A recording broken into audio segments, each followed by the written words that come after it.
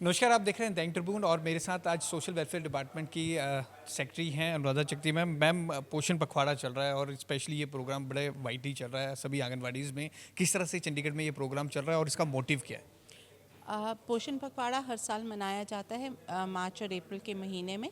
15 दिन का ये एक हमारा मिशन मोड होता है जहाँ पर हम सारे बच्चे और जो प्रेग्नेंट वुमेन और लैक्टेटिंग मदर्स हैं उनके पोषण के बारे में ही नहीं पर पूरे परिवार के पोषण के बारे में बात करते हैं। हमारे साथ बाकी के डिपार्टमेंट्स भी कन्वर्ज करते हैं, जैसे आयुष करता है, स्कूल एजुकेशन करता है, कॉलेजेस में होम साइंस कॉलेज करते हैं।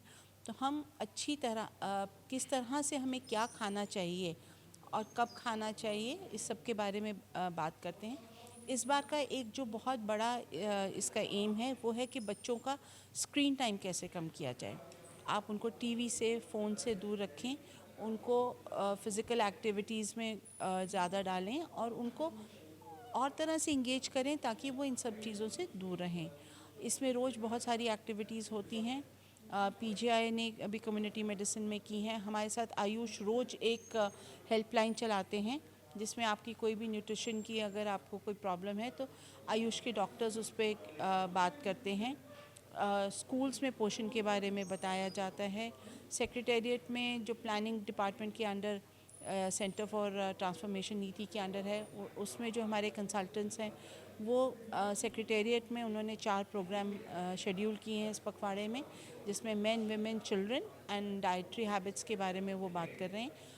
और सबसे ज़्यादा इस बार जो हमारा, जैसे मैंने पहले बताया है कि स्क्रीन टाइम कैसे कम करवाएं बच्चों का और बड़ों का, इस पे हमारा जोर है। मैम इस पे फिर बच्चों को मतलब कैसे कि डॉक्टर्स आके स्पेशली बताते हैं स्क्रीन टाइम बहुत ज़्यादा बढ़ रहा है बच्चों में स्पेशली, तो वो कैसे एजुकेट? बच्चों को तो ये बताना बहुत मुश्किल होता है पर पेरेंट्स को सेंसिटाइज़ करना बहुत ज़रूरी होता है।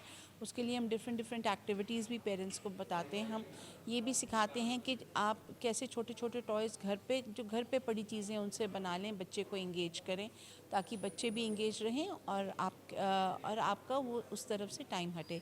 और फिर आजकल बहुत होता है कि जंक फूड बच्चों को खाने का शौक़ है, तो कैसे ऐसी तरह की हम रेसिपीज़ बनाएं जो हेल्दी हैं और टेस्टी भी हैं और ये ना लगे कि हम खिचड़ी ही खिला रहे हैं या कुछ खिला रहे हैं। बट उसके लिए अब तो गवर्नमेंट ऑफ इंडिया ने थोड़ा ऑयल कम और चीनी कम पे भी बहुत किया है, क्योंकि अब ओबेसिटी भी बढ़ती जा रही है। तो उसकी रेसिपीज़ भी कैसे हों। हमारी 3 किताबें भी डिपार्टमेंट की निकली हैं सुपोषण पे, उसमें रेसिपीज़ हैं। हमारा एक यूट्यूब चैनल भी है जो हम चलाते हैं, चंडीगढ़ पोषण अभियान वाले।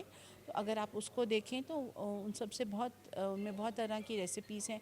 मिलेट्स का यूज़ जो है उसको कैसे बढ़ाया जाए, उसमें कैसे किया जाए, ये सब चीज़ों पर चर्चाएं। मैम हम आंगनबाड़ी में देखते हैं और जो स्कूल में बच्चों के पास खाना जाता है वो मिलेट से ही बनता है। अब तो चंडीगढ़ के हर स्कूल में ही।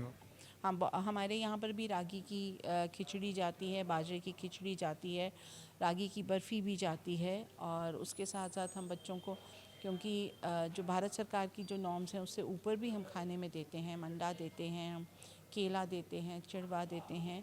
और हमारी ये कोशिश होती है कि जो बच्चा मैल नरिश्ड है, सैम है, मैम है, उसको हम हेल्थ डिपार्टमेंट के साथ मिलकर उनके जो न्यूट्रिशनल रिसोर्स सेंटर होता है 16 में, वहाँ पर भेजते हैं।